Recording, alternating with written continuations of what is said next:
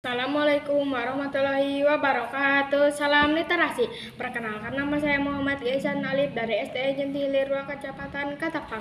Pada kesempatan kali ini saya akan membacakan dongeng dari buku yang saya sudah baca dengan judul 30 Cerita Rakyat Sumatera.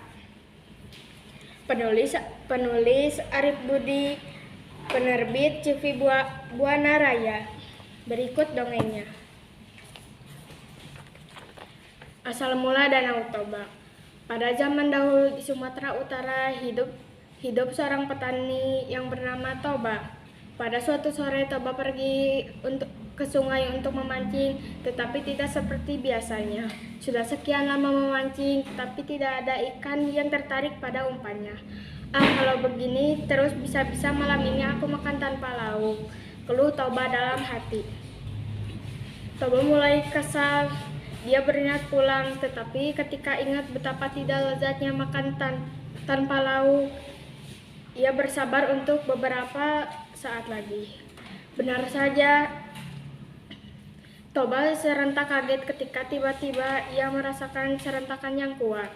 Wah, ini ikan besar, ayo bawalah kemanamu sepuasmu, desis Toba. Setelah beberapa lama bermain tarik ulur, Toba menyentakkan pancingnya. Ia terbelalak melihat ikan sebesar itu. Toba kegirangan bergegas pulang setelah mandi di sungai.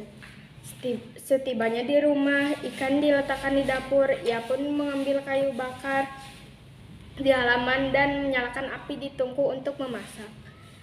Namun ketika hendak mengambil ikan, alangkah kagetnya Toba karena ikan itu sudah hilang.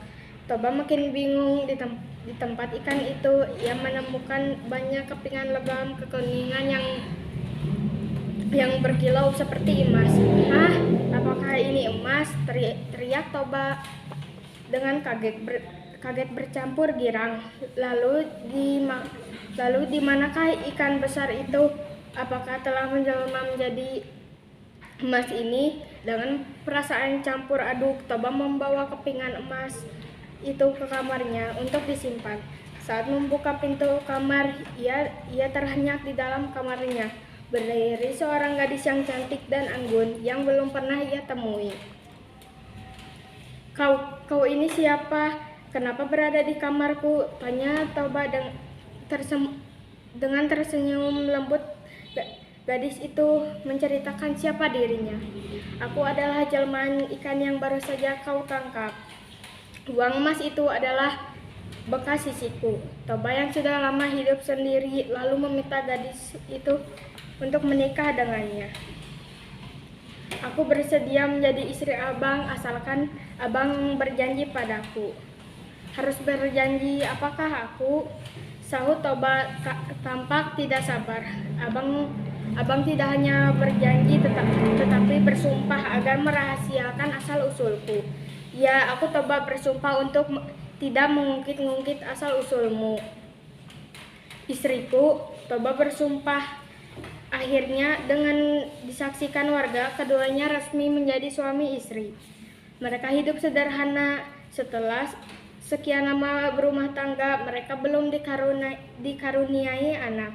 Mereka mulai gelisah. Tanpa putus asa, mereka berdoa kepada Tuhan. Kemudian Toba mengajak istrinya pergi ke orang pintar. Orang pintar itu menyarankan agar tidak memakan daging. Mereka hanya boleh memakan sayur dan nasi. Beberapa hari kemudian, istri Toba menunjukkan tanda-tanda kehamilan. Setelah 9 bulan, lahirnya seorang anak laki-laki yang dinamai Samosir. Samosir tumbuh cepat. Ia begitu dimanjakan oleh kedua orang tuanya. Kasih sayang yang berlebihan menjadikan Samosir menjadi anak yang pemalas. Bahkan ia tidak mau membantu orang tuanya. Agar ibunya tidak menyuruh mengantarkan nasi untuk ayahnya, ia juga mencari cara agar ayahnya marah dan tidak mau diantarkan nasi. Suatu ketika Samosir memakan habis lauknya. Ayahnya Toba yang sangat mengasihi Samosir tidak marah mengetahui kiriman nasinya sering berkurang. tentu dilakukan karena anaknya lapar. Tetapi lama-kelamaan Toba mulai curiga dan marah. Samosir seperti sengaja melakukan itu. Toba pun semakin marah ketika Samosir berani membantah kata-katanya. Dasar anak ikan, anak tidak tahu untung, dasar anak kurang ajar, hardik Toba dengan geram. Samosir pun berlari pulang sambil menangis. Samosir mengadu kepada ibunya, "Ibu, mengapa ayah mengolokku sebagai anak ikan? Apakah itu benar?" Bagai disambar petir, sang ibu kaget mendengar pertanyaan anaknya. Hatinya sedih mengetahui suami melanggar sumpah agar tidak mengungkit asal-usulnya. "Samosir," kata ibunya, "sekarang pergilah mendaki bukit yang tinggi dan panjatlah pohon yang paling tinggi." "Kenapa, Bu? Mengapa harus mendaki bukit? Cepat, jangan bertanya lagi, nanti kau akan berhenti." Melihat Samosir sudah di tempat aman, istri Toba segera pergi ke sungai.